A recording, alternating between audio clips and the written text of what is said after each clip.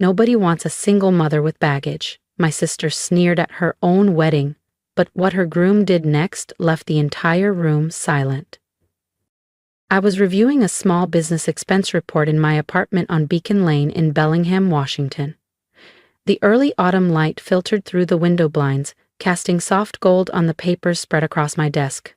The muted click of my keyboard helped me stay focused as I rushed to meet a freelance deadline. I had 15 minutes before I needed to leave for pickup. My daughter, Ivy, had choir practice across town. This cramped corner, cluttered with teacups, sticky notes, and a hand-drawn Mother's Day card, was my fortress. At 34, I'd grown used to the noise, the mess, and the quiet pride of raising a child alone. The door creaked open and Ivy peeked in, her dark curls bouncing, cheeks flushed. "You almost done, Mama?" she asked, cradling a stuffed fox in one arm. "Almost, sweetheart," I replied, smiling at her bright brown eyes. "Guess what I learned today?" she grinned. "Harriet Tubman. She was braver than anyone." I paused, heart swelling. Ivy was only 9, but she carried herself like someone older. Sharp, curious, kind. Since my ex disappeared and Dad passed away, it had just been the two of us. We'd carved out our own rhythm, our own joy, piece by piece. My phone buzzed. It was my mother, Claudia. "Tomorrow's rehearsal dinner is at our place. You're coming, yes?" Her tone left no room for negotiation. "I'll bring Ivy," I said, already tense. A sigh. "Fine, just keep her settled. This is Elise's weekend." Always Elise, the golden child. Lawyer, flawless, newly engaged. "What does her fiancé do again?" I asked. "Logan Fields, estate attorney, Stanford. Comes from a prominent family." Claudia practically cooed. Bit my lip. I could already picture the smug glances. Elise's perfectly curated Instagram smile. The way she'd look me up and down like I was wearing poverty. I ended the call and stared at my laptop. Ivy's gentle humming drifted from her room, probably drawing again. My heart clenched.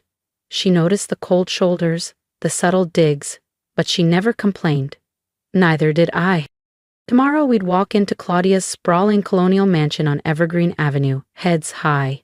As we reached the steps, I straightened Ivy's dress and whispered, "No matter what happens, you shine, okay?" She nodded. Neither of us had any idea what Logan was about to say. "Ready, Bug?" I asked softly. Ivy nodded, her small fingers smoothing her dress. "I'll be fine, Mama." That look, the quiet bravery in her eyes, squeezed something deep in my chest. Claudia opened the door, her smile as stiff as the pearls around her neck. "Harper, Ivy, you're late." "We're right on time," I replied, guiding Ivy into the grand entryway. The air smelled like rosemary candles and roasted duck. From the sitting room floated sharp, clipped laughter. Elise's voice. "Come," Claudia said, turning without waiting. "Elise and Logan are eager to see you." Elise reclined on a cream velvet chaise, wineglass balanced elegantly in one hand. Her dress sparkled with designer confidence. She rose when she saw us, flashing a too bright smile. "Harper, so glad you could make it," she said, then gave Ivy the barest glance. "And this is Logan," she added, slipping her arm through his. He stood, a tall man with classic features, suit tailored with surgical precision. "Harper, great to finally meet you," Logan said warmly, shaking my hand. His hazel eyes locked with mine, kind and unexpectedly familiar. "Likewise," I said. His grip was confident but respectful. Then he turned to Ivy. "Hey there, what grade are you in?" "Fourth," Ivy said shyly, clinging to her fox plush. "Fourth grade was my favorite," he said. "I once built a working lighthouse for a school project. It didn't work, but it looked cool." Ivy giggled. "I'm doing a volcano. Hope it doesn't explode too soon." "You're gonna nail it," he said, giving her a wink. I stared, momentarily stunned. No one here ever spoke to Ivy like she mattered. Elise cleared her throat. "Harper, are you really wearing that to the wedding?" she asked, eyes flicking over my blouse and slacks, smug. I kept my expression flat. "I'll sort something out." Claudia chimed in smoothly. We didn't ask you to be in the bridal party, dear. We figured you'd be overwhelmed with your responsibilities. My nails dug into my palm, but I just nodded. Logan shifted beside Elise, jaw visibly clenched. He didn't say a word, but something flickered across his face. Discomfort, or maybe disapproval. Dinner dragged on. Champagne clinks, Elise's endless chatter about linens and guest counts. Ivy squeezed my hand under the table. We were still in this together. In the weeks before the wedding, I became the silent engine behind the chaos, booking vendors, calming crises, and managing every detail Elise and Claudia overlooked. No credit, no complaints. Just quiet strength. My freelance finance work had taught me how to quiet storms with systems. Spreadsheets instead of shouting, grace instead of guilt. I did it for Ivy, for peace, for the flicker of hope that one day my family might actually see me.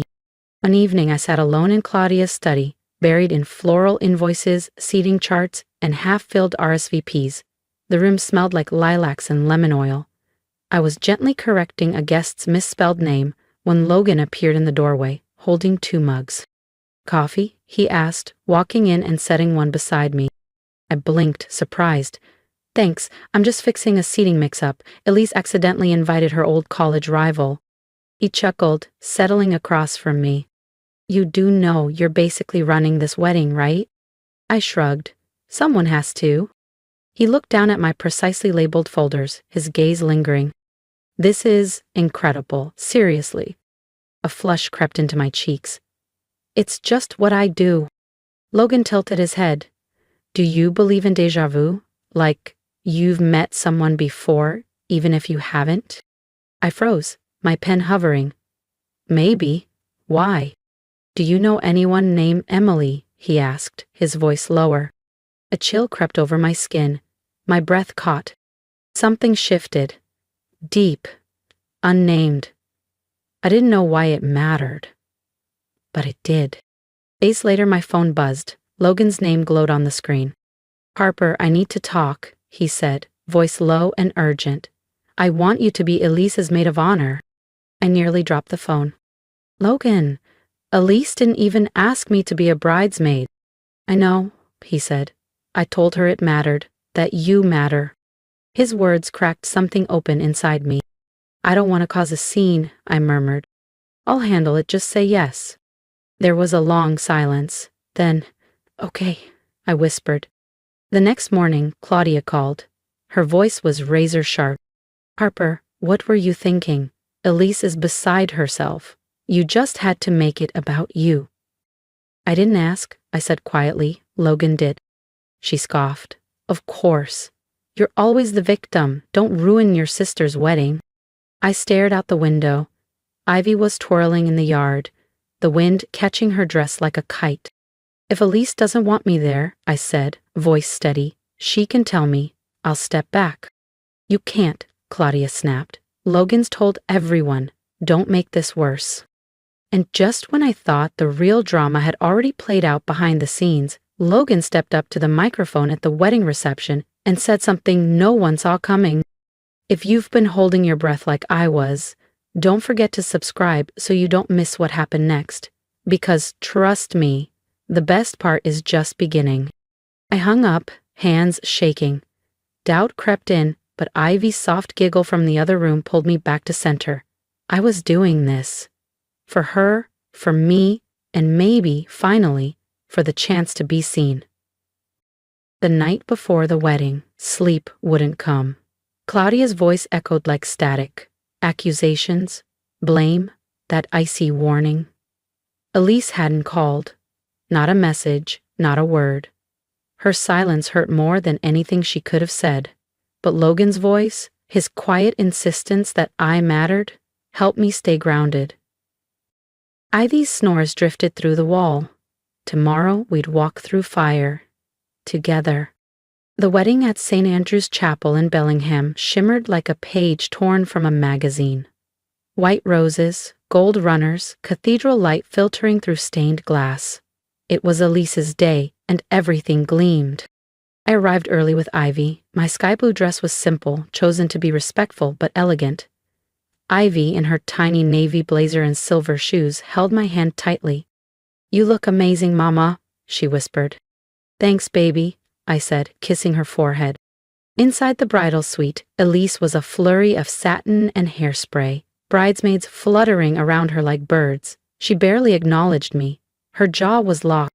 Claudia, perched by the window, gave me a once-over. "That dress," she muttered. "Very... you." I smiled. I'd been called plain my whole life. It didn't cut anymore. When the ceremony began, I stood behind Elise, bouquet in hand. I moved with poise, not for her, but for myself. Ivy beamed from the front pew, a lighthouse in my storm. Logan met my gaze across the altar, his nod steady. I returned it. Our silent pact. The reception at the Bellingham Heritage Hall glittered under crystal chandeliers, white linens, flickering candles, champagne towers. Elise, radiant in her beaded gown, took the mic. "I want to thank my maid of honor," she said sweetly. "My sister Harper."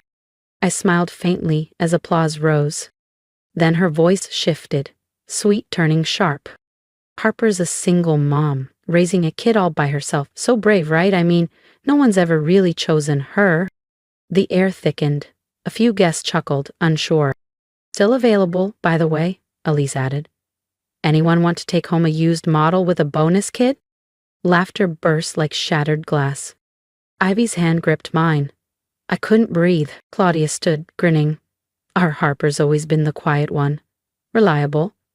Dull maybe, but even second-hand can be repurposed.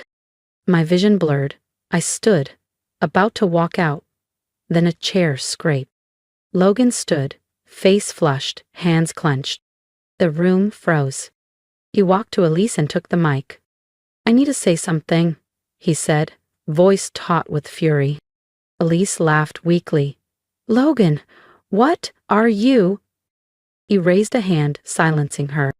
"Tonight was supposed to be my wedding, but what really matters is the truth."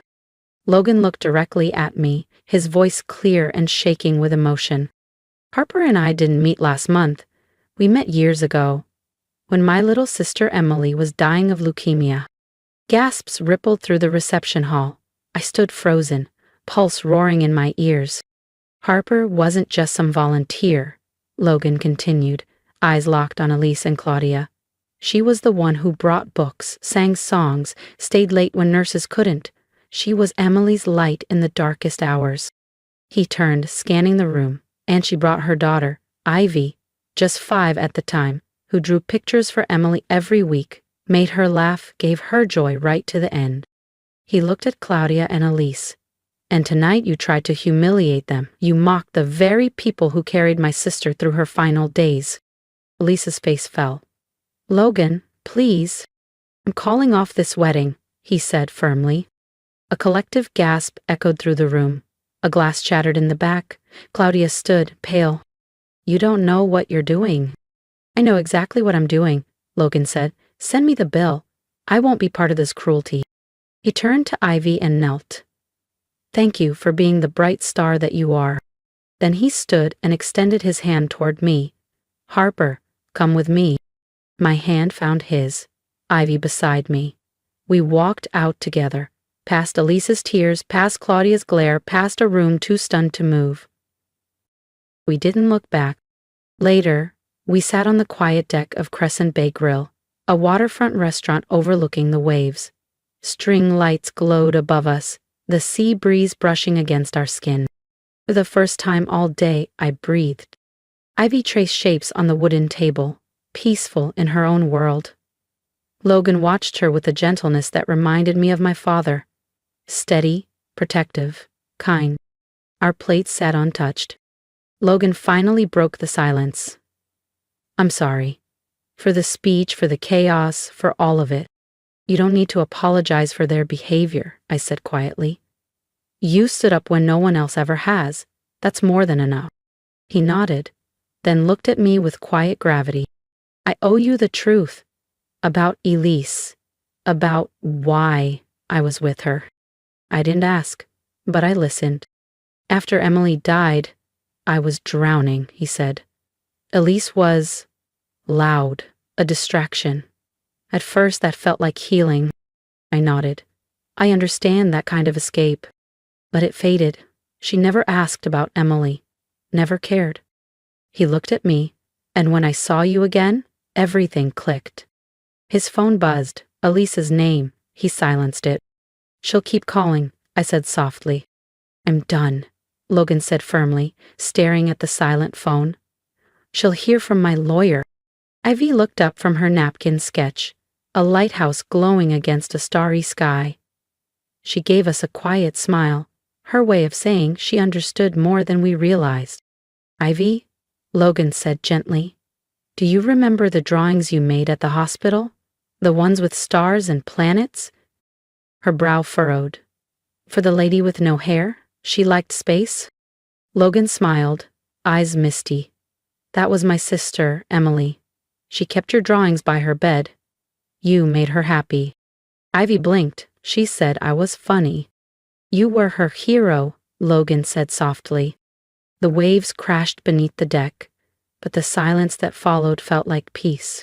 The next morning, we drove to Bayview Memorial Park, where pines framed the cliffs above the sea. The air smelled like salt and new beginnings. Emily's gravestone was simple.